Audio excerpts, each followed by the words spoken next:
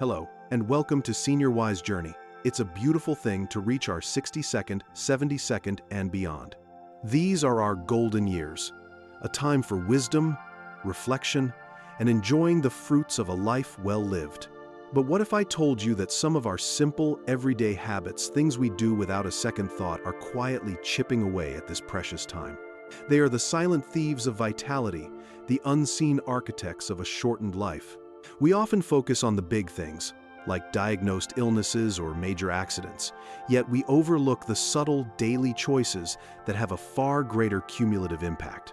Today, we're not just going to talk about living longer, we're going to talk about living better, with more energy, clarity, and joy. We will embark on a journey together, uncovering 5 of these hidden habits backed by scientific evidence, and, more importantly, we will lay out a practical, achievable roadmap to transform them. It's time to take back control and ensure our health span matches our lifespan. Let's begin this vital journey. Part 1. The sugar-coated trap. Ultra-processed foods in your health. We begin with what fuels our bodies: food. In our modern world, convenience is king. Supermarket aisles are lined with brightly colored boxes and packages that promise quick, easy, and delicious meals. These are ultra-processed foods, or UPFs, and they, along with the added sugars lurking within them, represent one of the most significant threats to our health as we age. A warm pastry for breakfast, a canned soup for lunch, a frozen dinner for supper, they seem harmless, but they are masterfully engineered to deceive our bodies. So, what exactly makes them so dangerous? Unlike whole foods like an apple or a piece of chicken, UPFs are industrial formulations. They are stripped of fiber, nutrients, and water, and then reassembled with a host of additives: flavor enhancers, emulsifiers, artificial sweeteners, and preservatives. This process is designed for one primary purpose: to make you eat more and buy more. The result is a product that is hyper-palatable, meaning it triggers the pleasure centers in our brain in a way that natural food cannot, leading to overconsumption and addiction. Let's look at the biological havoc they wreak. First is chronic inflammation. Think of inflammation as your body's response to an injury. A little bit is good for healing, but a constant low-grade state of inflammation fueled by these processed ingredients is a disaster. It's like having a small fire smoldering inside you 24/7, contributing to nearly every chronic disease we associate with aging: heart disease, arthritis, dementia, and even cancer. Next, they cause metabolic chaos. When you eat a UPF, it's often high in refined carbohydrates and sugars that flood your bloodstream, causing a rapid spike in blood sugar. Your pancreas works overtime, pumping out insulin to manage this surge. Over years, your cells can become resistant to insulin, paving the way for type 2 diabetes and obesity, particularly the dangerous visceral fat that accumulates around your organs. This isn't the same as the healthy weight you might carry. This is metabolically active fat that actively harms your body. Furthermore, these foods devastate our gut microbiome, the trillions of friendly bacteria living in our intestines. These bacteria are crucial for digestion, immune function, and even mood regulation. A healthy gut thrives on fiber from fruits, vegetables, and whole grains. UPFs starve these good bacteria and feed the harmful ones, leading to an imbalance that can cause digestive issues, weaken your immune system, and has even been linked to depression and anxiety.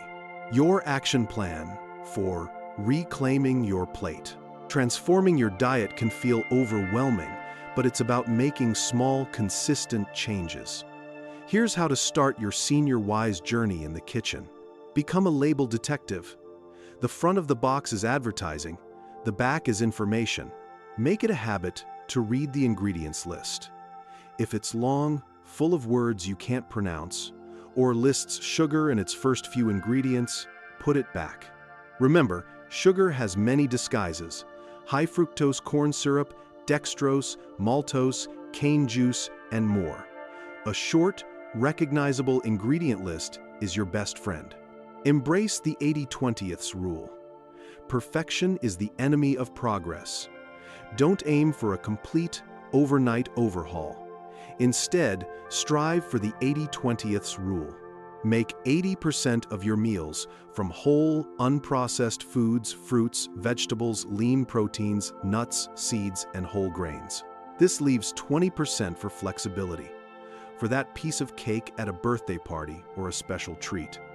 This approach is sustainable and prevents feelings of deprivation. Make smart swaps. Identify 1 or 2 UPFs you eat regularly and find a healthier alternative. Instead of a sugary breakfast cereal, try a bowl of oatmeal with fresh berries and nuts. Instead of a bag of potato chips, have a handful of almonds or some baby carrots with hummus. Swap soda for sparkling water with a slice of lemon. These small swaps add up to a massive health benefit over time. Plan and prepare. The allure of convenience foods is strongest when we're hungry and tired. Combat this by planning your meals for the week. Spend a couple of hours on the weekend chopping vegetables, cooking a batch of brown rice, or grilling some chicken breasts. Having healthy components ready to go makes assembling a nutritious meal just as fast as opening a box. Mindful eating. Finally, reconnect with the food you eat. Turn off the television, sit at the table, and savor each bite. Pay attention to how your body feels. You'll begin to notice how whole foods give you sustained energy and how processed foods can leave you feeling sluggish and bloated. This practice builds a more intuitive, healthier relationship with food. Your body has wisdom. It's time we started listening to it. Part 2. The chair is a saboteur. Overcoming a sedentary life. Many of us look forward to retirement as a time to finally sit back and relax. We've worked hard our entire lives, and we've earned the right to take it easy. But there's a dangerous misconception hidden in that sentiment. While rest is essential, prolonged sitting, the act of being sedentary for hours on end, is one of the most underestimated health risks of our time. Scientists have coined a new phrase for it: sitting is the new smoking. It's a stark comparison, but it highlights the profound systemic damage that inactivity inflicts upon our bodies, even if you still make time for a daily walk or a trip to the gym. Let's understand why. Our bodies were designed for movement. For millennia, human survival depended on being active hunting, gathering, farming. Our physiology is fundamentally wired for motion. When we sit for extended periods, several negative processes begin to unfold. First, your metabolism grinds to a halt. As soon as you sit, the electrical activity in your leg muscles shuts off. Your calorie burning rate drops to about 1 calorie per minute, and the enzymes that help break down fat plummet by 90%. This metabolic slowdown makes it easier to gain weight and harder to lose it, contributing to the metabolic syndrome we discussed earlier. Second, your circulation suffers, and your heart is strained. When you're moving, your muscles help pump blood and lymph fluid throughout your body. When you're stationary, this process becomes sluggish. Blood can pool in your legs, increasing the risk of deep vein thrombosis, DVT, a dangerous type of blood clot. Over the long term, poor circulation puts extra strain on your cardiovascular system, contributing to high blood pressure and heart disease. Third, your musculoskeletal system weakens. Sitting shortens your hip flexor muscles and can lead to problems with your lower back. Your gluteal muscles, the largest in your body, can effectively go to sleep, a condition called gluteal amnesia, which weakens your core stability and affects your posture and balance. This loss of strength and balance is a significant contributor to the risk of falls, which can be devastating for older adults. Good posture is not just about looking confident, it's about keeping your body mechanically sound. Finally, a sedentary life impacts your mind. Movement pumps fresh blood and oxygen to the brain, fostering the growth of new brain cells. When we're stagnant, our brain function can become sluggish too. Studies have linked excessive sitting to a higher risk of dementia, depression, and anxiety. Our mental well-being is intrinsically linked to our physical activity. Your action plan for a more active life. The solution isn't to run a marathon tomorrow. It's to break the cycle of prolonged stillness and weave movement back into the fabric of your day. Embrace movement snacks. The most powerful strategy is to interrupt your sitting frequently. Set a timer on your phone, your watch, or even a simple kitchen timer to go off every 30 to 60 minutes. When it buzzes, stand up. That's the most important part. Then, for 2 to 5 minutes, take a movement snack. You could walk around the house, do a few gentle stretches, march in place while watching television, or do some simple squats holding onto a sturdy counter.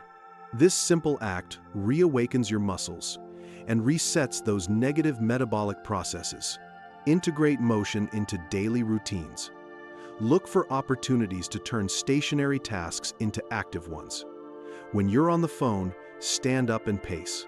If you're listening to music or a podcast, walk around the room. When you're waiting for the kettle to boil, do some calf raises. Instead of driving to a nearby store, walk if it's safe and accessible. These small bits of activity are cumulative. Make leisure time active time. Reevaluate how you spend your free time. Reading a book is wonderful, but perhaps you can listen to an audiobook while going for a gentle walk in a park. Instead of just meeting a friend for coffee and more sitting, suggest a walk together. Explore hobbies that involve movement, such as gardening, birdwatching, dancing, or joining a local walking group. These activities provide physical benefits and, as we'll discuss later, crucial social connection. Create a movement-friendly environment. Set up your home to encourage activity. Place the television remote control across the room so you have to get up to change the channel. Keep a pair of comfortable walking shoes right by the door as a visual cue.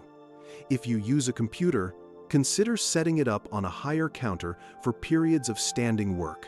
Don't discount structured exercise. These daily movements are critical, but they work best when paired with intentional exercise. Activities like swimming, water aerobics, tai chi, and strength training with light weights or resistance bands are fantastic for seniors. They build muscle, protect bones, and improve balance, directly countering the effects of a sedentary life. The goal is to make movement an effortless, constant, and joyful part of your existence. Part 3. The Twin Thieves: Chronic Stress and Poor Sleep. In our journey to a longer, healthier life, we often focus on diet and exercise. But there are two silent conspirators that can unravel all our good work: chronic stress and poor sleep. They are deeply intertwined, a vicious cycle where one feeds the other. A stressful day leads to a restless night, and a sleepless night leaves you ill-equipped to handle the next day's stress. This cycle doesn't just make you feel tired and irritable. It actively accelerates the aging process at a cellular level. Let's first address chronic stress. Stress itself is not the enemy. The fight-or-flight stress response, driven by hormones like cortisol and adrenaline, is a brilliant survival mechanism. It saves you from immediate danger. The problem arises when this system is always on, simmering at a low level day after day. This is chronic stress, worrying about finances, health issues, family problems, or even just the constant barrage of negative news. When cortisol levels are persistently high, it's like bathing your body in a corrosive acid. It elevates blood pressure and blood sugar, increasing the risk of heart attack and diabetes. It encourages the storage of dangerous visceral fat around your abdomen. It suppresses your immune system, making you more susceptible to infections and slowing down healing. And critically, it damages your brain. Chronic stress can shrink the hippocampus, the area of the brain vital for memory and learning, while enlarging the amygdala, the brain's fear center, leaving you in a constant state of anxiety. Now, let's turn to its partner in crime: poor sleep. As we age, our sleep patterns naturally change, but the need for quality sleep does not diminish. Sleep is not a passive state. It's an active, essential maintenance period for your body and brain. While you sleep, your brain goes through a cleansing process, clearing out metabolic waste products that accumulate during the day, including beta-amyloid plaques, which are linked to Alzheimer's disease. During deep sleep, your body repairs tissues, produces crucial hormones and consolidates memories, transferring them from short-term to long-term storage. Your immune system is also hard at work, creating proteins called cytokines that are essential for fighting off infection and inflammation. When you consistently get less than 7 hours of quality sleep, all these vital processes are impaired. You wake up feeling unrefreshed. Your memory is foggy, your immune system is weaker, and your body remains in a pro-inflammatory state. The connection between these two is undeniable. High cortisol from stress disrupts the natural sleep-wake cycle. Lack of sleep, in turn, makes your body produce even more cortisol. They also work together to shorten our telomeres, the protective caps at the ends of our chromosomes. Think of them like the plastic tips on shoelaces. Each time a cell divides, the telomeres get a little shorter. Stress and lack of sleep speed up this shortening process, which is a direct biomarker of accelerated aging. Your action plan for rest and resilience.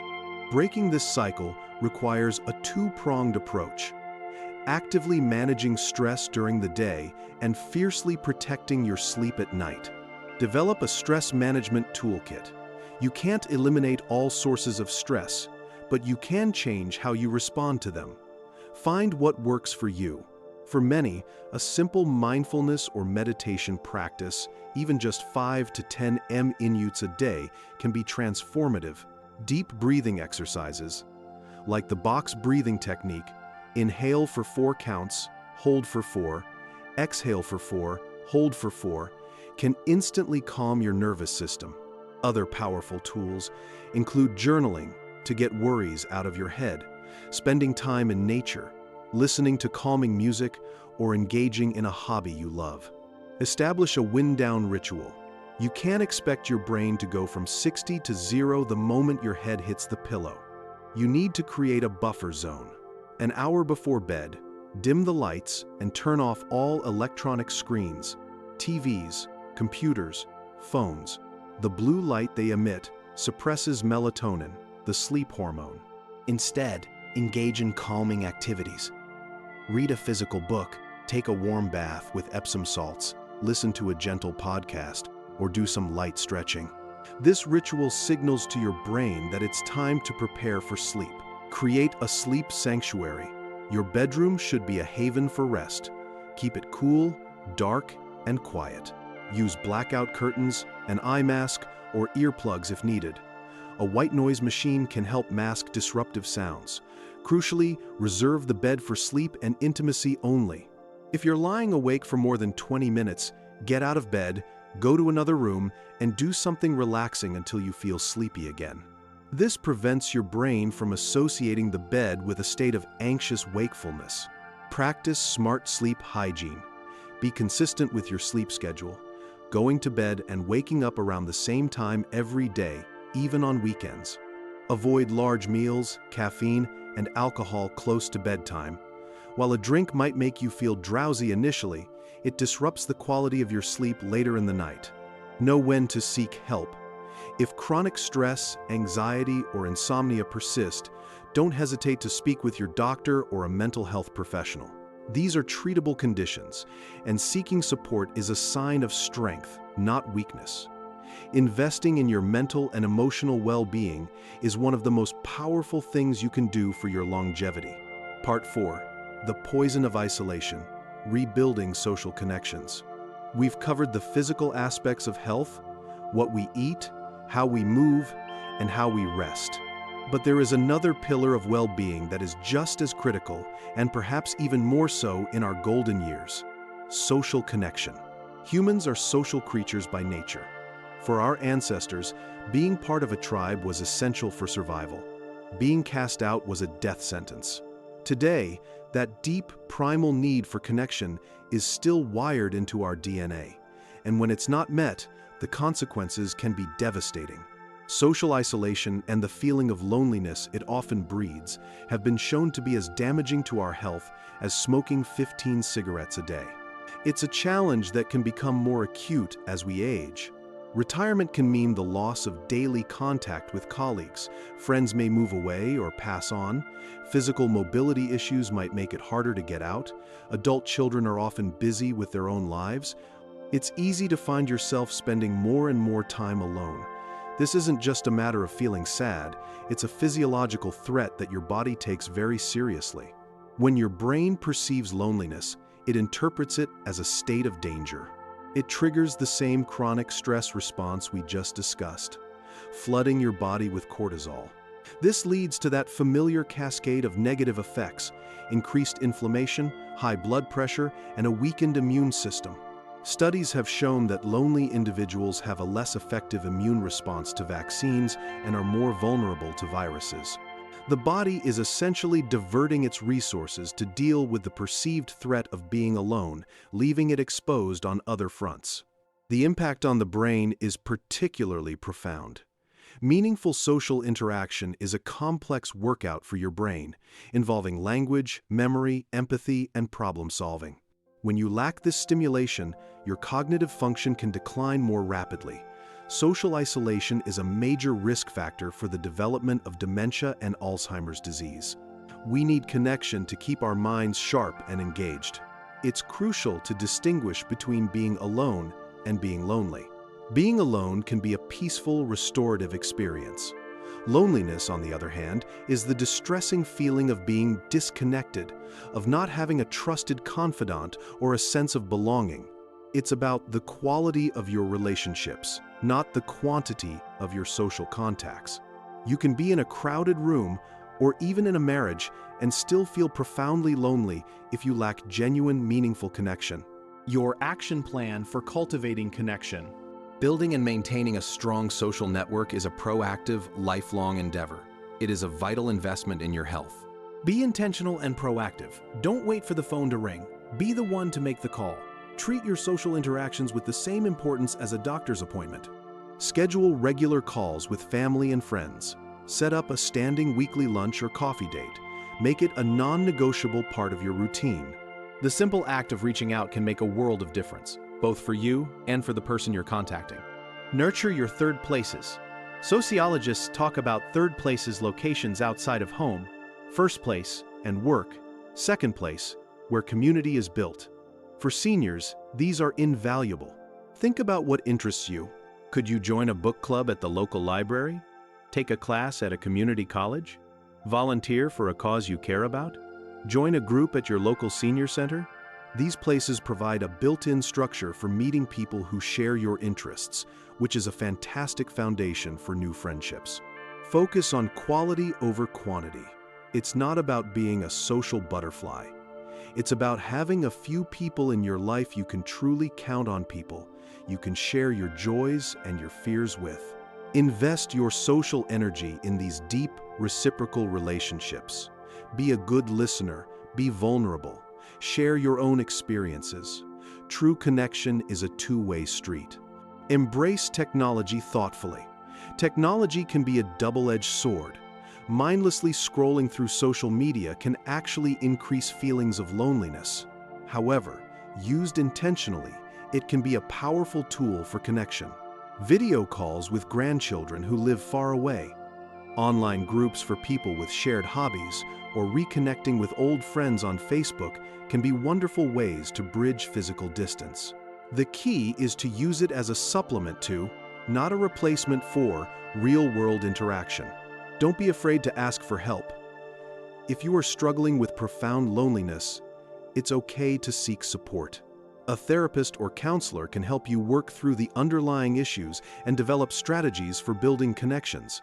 Sometimes, just having a neutral, compassionate person to talk to can be the first step toward breaking the cycle of isolation.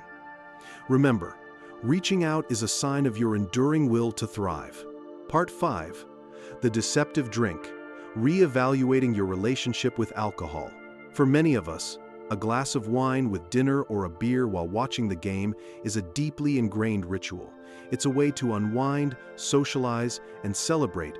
For decades, we were even told that moderate drinking, particularly red wine, could be good for our hearts. It was a comforting thought. Unfortunately, the latest and most comprehensive scientific research has begun to tell a very different and much more sober story. The emerging consensus is stark. There is no level of alcohol consumption that is truly safe or beneficial for our overall health. This can be a difficult message to hear, as alcohol is so woven into the fabric of our culture. But as we journey wisely into our later years, it is crucial to look at the evidence with clear eyes. As our bodies age, our ability to metabolize alcohol decreases. We have less body water, so alcohol becomes more concentrated in our bloodstream, and our liver function may not be as robust as it once was. This means the same drink that had little effect on you at 40 can have a much more potent and damaging impact at 70. Let's break down the biological risks. First, alcohol is a direct cellular toxin. When your body metabolizes alcohol, it produces a compound called acetaldehyde, which is a known carcinogen. It damages your DNA and prevents your cells from repairing this damage, significantly increasing the risk of several types of cancers, including mouth, throat, esophagus, liver, and breast cancer. The idea that red wine's antioxidants could offset this risk has been largely debunked. The harm from the alcohol itself far outweighs any potential benefit. Second is the well-known damage to the liver. The liver does the heavy lifting of processing alcohol. Chronic consumption can lead to inflammation, alcoholic hepatitis, scarring, cirrhosis, and eventually liver failure. This is a gradual process, and the damage can be silent for years before symptoms appear. Third, alcohol's effect on the brain and heart is far from benign. While we once thought it was protective, we now know that even moderate drinking can shrink the brain, particularly in areas related to memory and higher-level thinking. It disrupts sleep architecture, preventing the deep restorative sleep our brains need to cleanse themselves.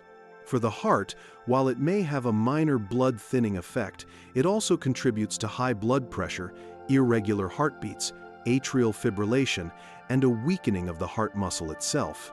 For anyone concerned with cognitive decline or cardiovascular health, alcohol is not a friend. Finally, alcohol interacts dangerously with many medications commonly taken by older adults, including those for blood pressure, pain, and anxiety. It can amplify their effects, leading to dizziness, confusion, and a significantly increased risk of falls.